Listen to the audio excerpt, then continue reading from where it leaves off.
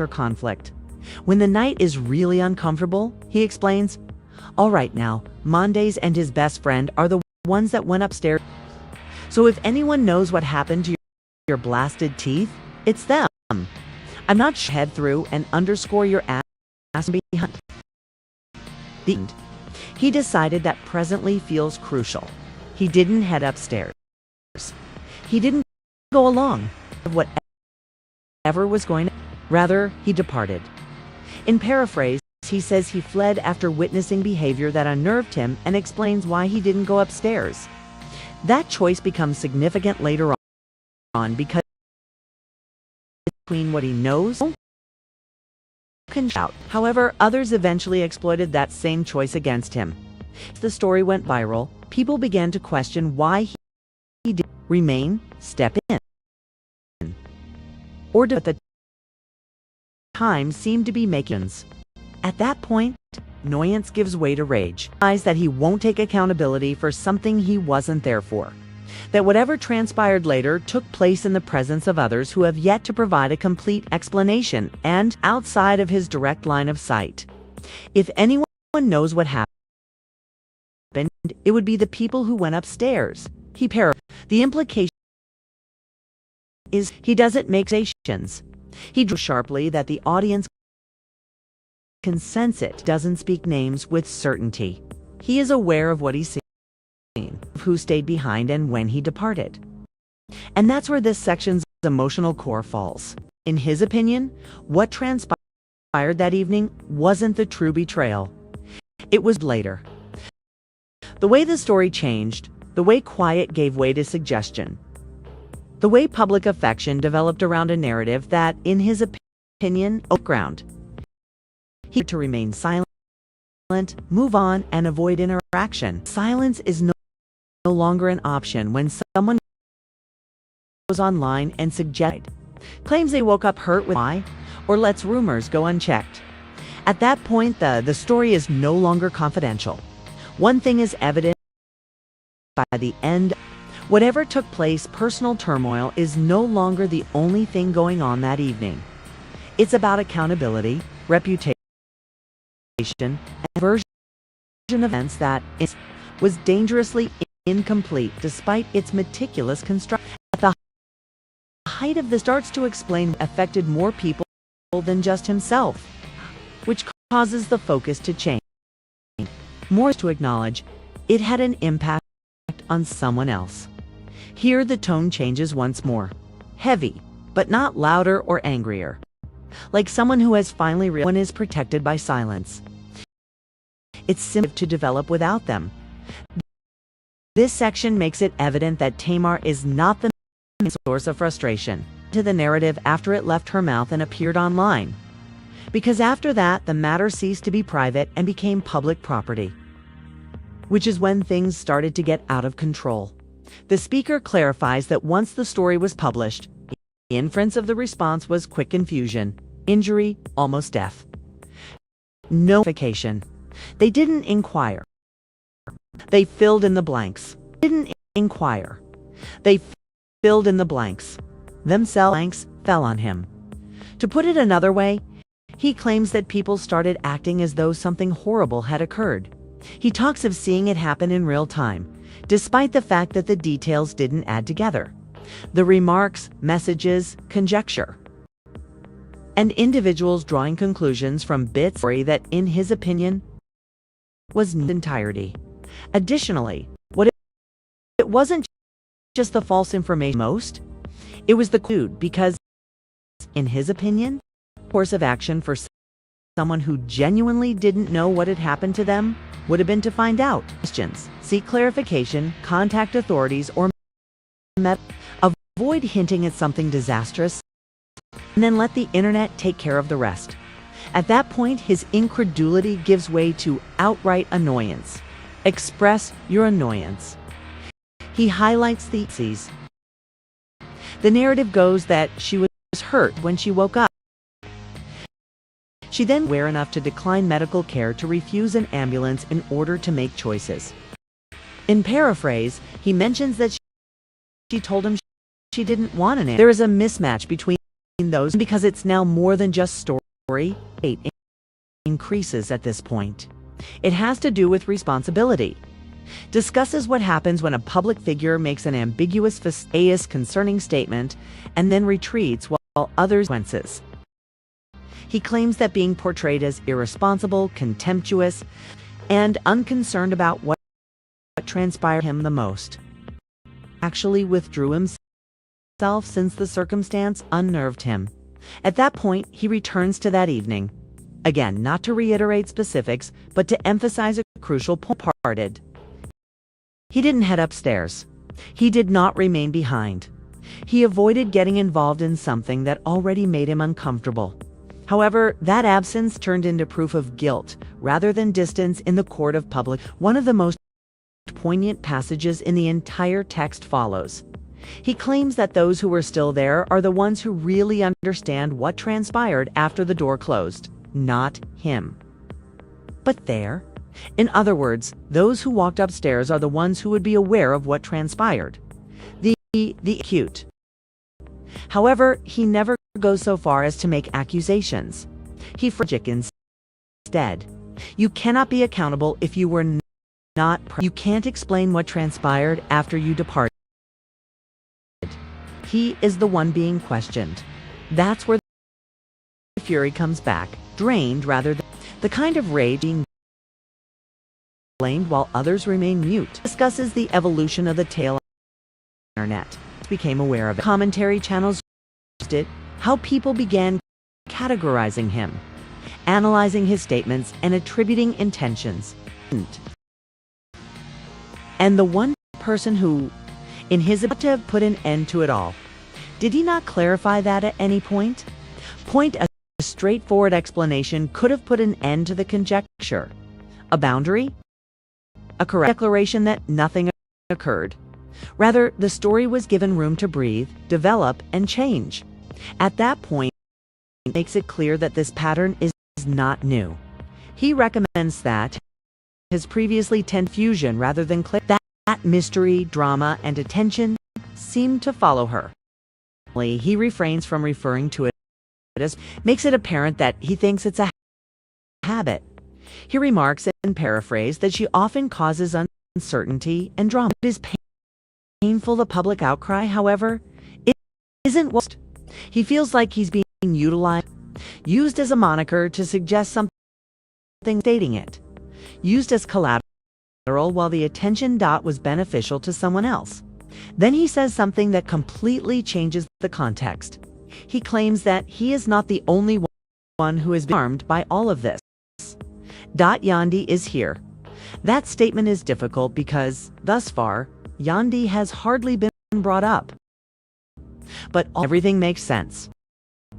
The uncomfortable from the beginning because of the awkward encounters and secrecy. He suggests that the true harm was occurring covertly, while the internet was with shock and conjecture. Someone who didn't request to participate in any of it. And that insight shifts the tone once further because the narrative is no longer about trimmers. It has to do with limits. Cross-Dot's trust was an instance that never ought to have been made into a public spectacle in the first place. The strain is more than simply emotional at the end of this portion. It's what transpired that evening is no longer the question. That's why this was permitted to be a narrative at all. He ultimately addresses that topic in the section, describing the point at which all right, and the reasons behind his assertion that the harm cannot be repaired. Of the narrative has a distinct vitality.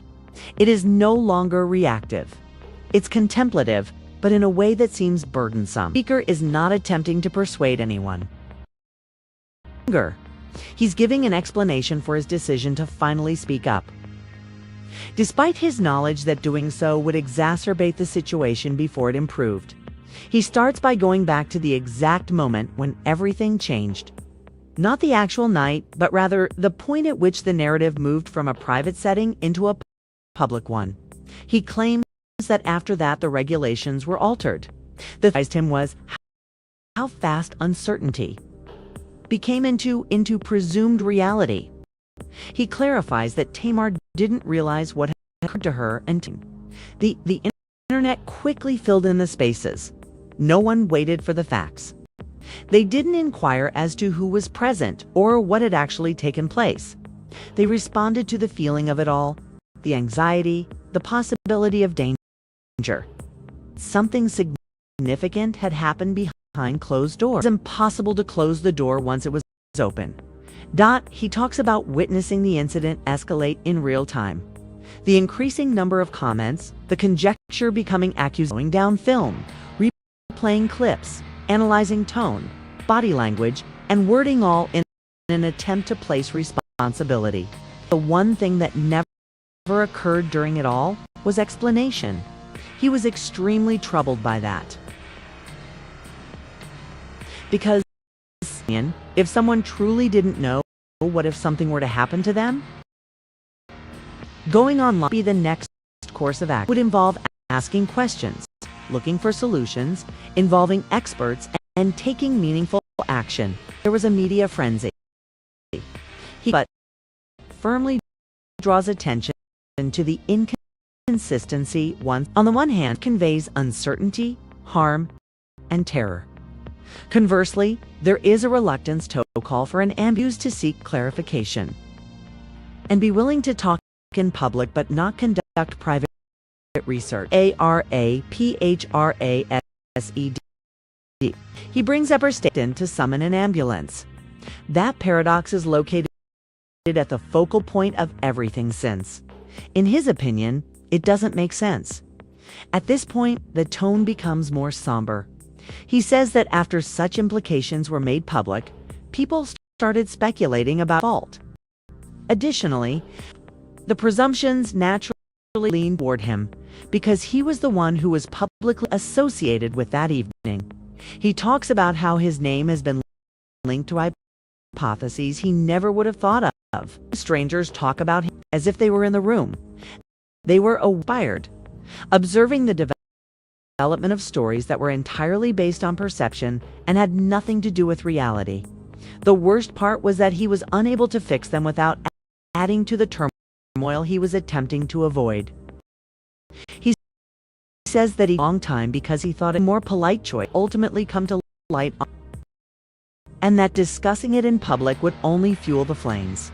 Instead, it used a single. The silence turned into proof in the eyes of the internet, and that's when Shin's emotional impact truly hit him. He acknowledges that it was painful to be perceived as irresponsible, indifferent, and willing to leave a friend-related scenario because, in his opinion, the contrary was true.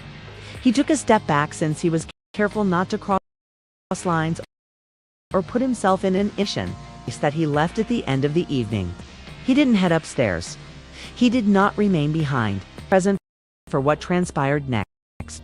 And that distinction is important. PARACD. Those who went up who would know what happened. It's accusatory. It makes sense. You can't explain what happened, weren't present, but in some way, he ended up being held accountable for it. At that moment, the frustration, something more akin to the most painful thing, according to him, is that the matter might have been resolved discreetly and without involving anybody else. There is no cutting from the camera.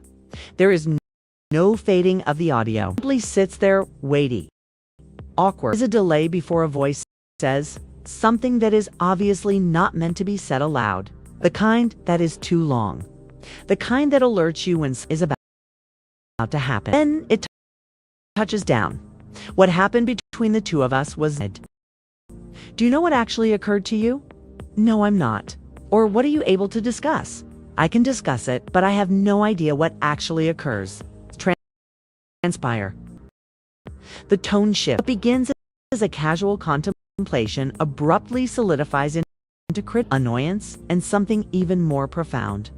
The breathing, the pace, and the manner the words "stop being careful" are said all convey it. Wasn't meant to become this. The story sounded almost innocent. A night out, a birthday. A lighthearted justification for not understanding what actually transpired. However, the shifts. With a tightened voice, the speaker leans close and calls out what they say was deception, fabrications, and a stood story designed to work effectively online. What happened between you and me was not what I wanted to happen. I hope we could return. The internet began to take notice at that point, as it was no longer just a night out. Do with what was spoken in public, what was inferred, and who to a narrative or consented to. Viewers became aware of the tension beneath the words as the video spread. The annoyance wasn't arbitrary. It was constructed. Years of sidelong glances, awkward encounters, and an increasing feeling that something was being rewritten history in real time. A line that altered everything then appeared. The charge that this was deliberate confusion, that the public narrative did not what transpired behind closed doors, that identities were purposefully omitted, that in order to evade accountability, information were being softened just enough. Suddenly, Mendeecees' name was no longer merely lingering, because at that point the tale shifted from being about emotion credibility. Who knew what? Who was present? And why? Was still not entirely apparent months later.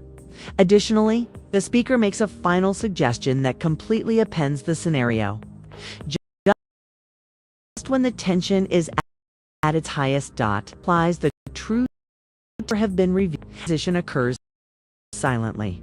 There is only a tightening of the voice, a longer sentences, and the obvious feeling that the speaker has reached the limit of patience. No dramatic music cue, abrupt revelation. What began as an effort to clear something more serious, a reckoning that has been developing for several months. Almost instantly, the essence of the frustration becomes apparent. This has nothing to do with rumors. It has to do with storytelling command. Claims that Tamar's words aren't the only problem. It's said it.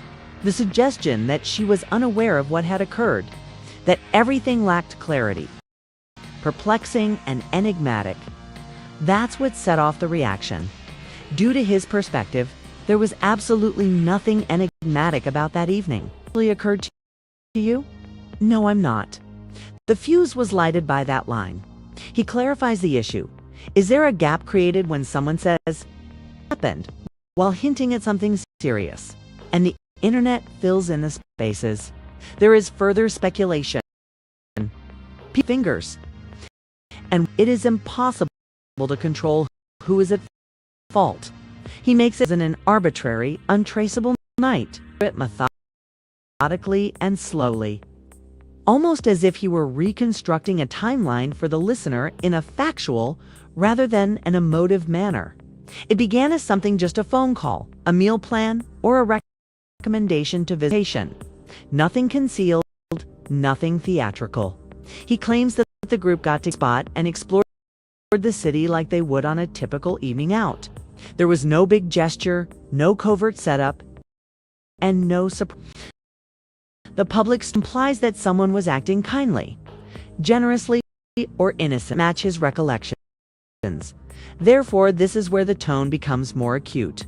He maintains that the framing is incorrect and, worse, deliberate. To put it another way, he expresses disapproval. The situation is being presented. He argues that the birthday gesture is deceptive. According to his account, the night unfolded in a casual manner. Plans changed, people relocated, never rehailed that came later. Displayed online, next themament of change. He claims that the outing itself wasn't what really concerned him. It was what occurred online, creating chaos, uncertainty, and what transpired later is what it was. They woke up in a pool of blood and nearly died, according to the way certain interactions were later recalled. I didn't play it during this interview, but when you were going online, you have nearly died when you woke up in a pool of interpreted the connotation that pervaded the quiet. The way you used social media while you're someone else, you answered no. When they stated, we need to call an ambulance, I turned into an courtroom. Additionally, this is where DC's name starts to take center stage, because In the speaker's words, the discomfort wasn't sudden. Let's act in this manner. I was never at ease, which was one of the issues with this entire situation. Tamar. He claims that it stemmed from behavior that unnerved him. There was any controversy. When public, he talks of times when boundaries seemed hazy, closeness seemed delayed, and energy changed in ways that weren't comfortable. He says, in paraphrase, that the closeness of the contacts made him uneasy. He describes how they moved and how the night went. Locales, how plans were constantly changing, and how despite his personal disinterest, he claims that something became more apparent to him went on. He was out of the picture now. Here, the narrative takes a darker turn. It is due to exclusion rather than violence or conflict. When the night is really uncomfortable, he explains, all right now, Mendeecees and his best friend are the ones that went upstairs with you.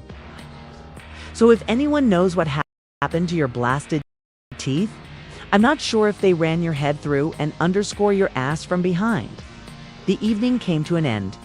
He decided that presently feels crucial. He didn't head upstairs. He didn't go along. He stayed out of whatever next. Rather, he departed. In paraphrase, he says he fled after witnessing behavior that unnerved him and explains why he didn't go upstairs. That choice becomes significant later on because it's what he knows and what he eventually exploited that same choice against him.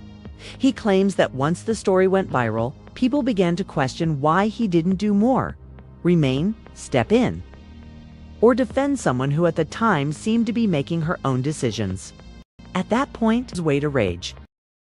He clarifies that he won't take accountability for something that whatever transpired later took place in the presence of others who have yet to provide a complete explanation and outside line of sight.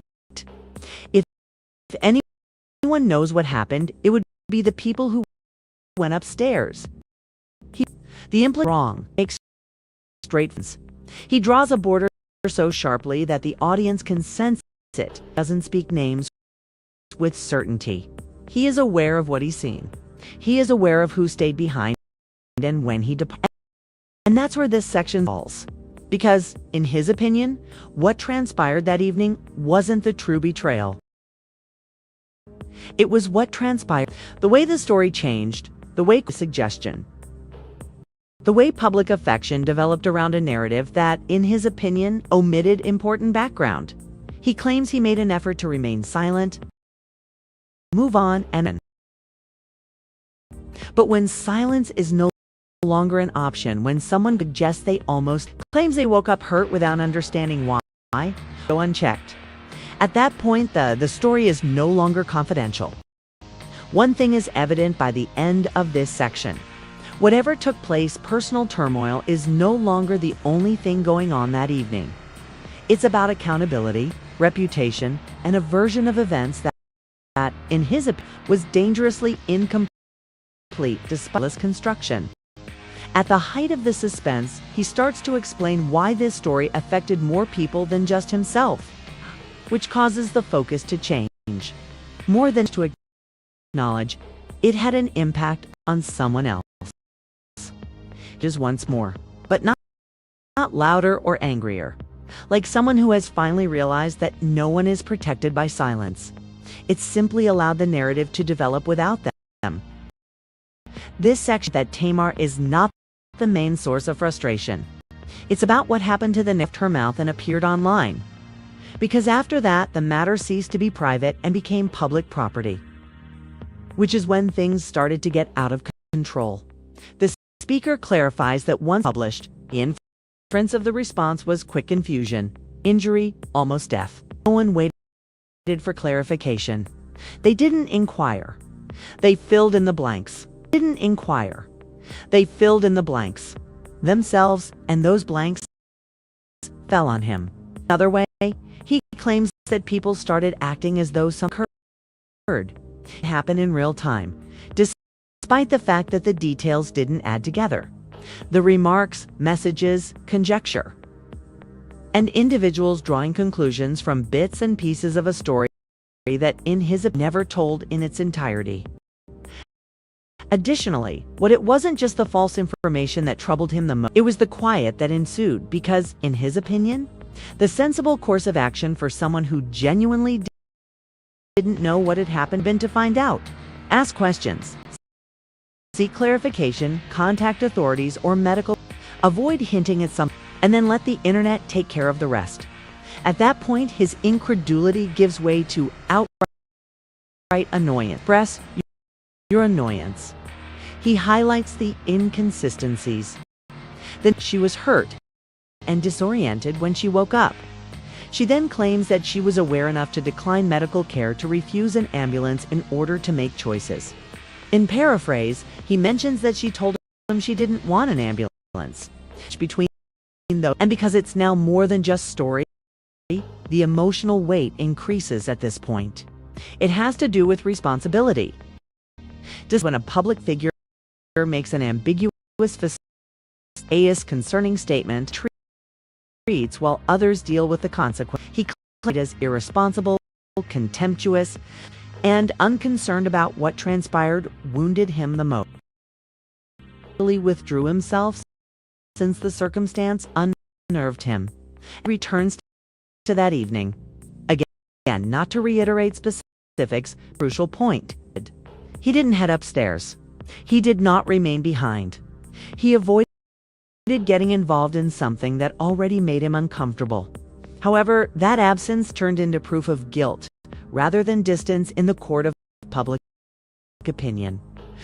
One of the most poignant passages in the entire he were still there, really understand after the door, not him, but there. In other words, those who walked upstairs are the ones who would be aware of what transpired.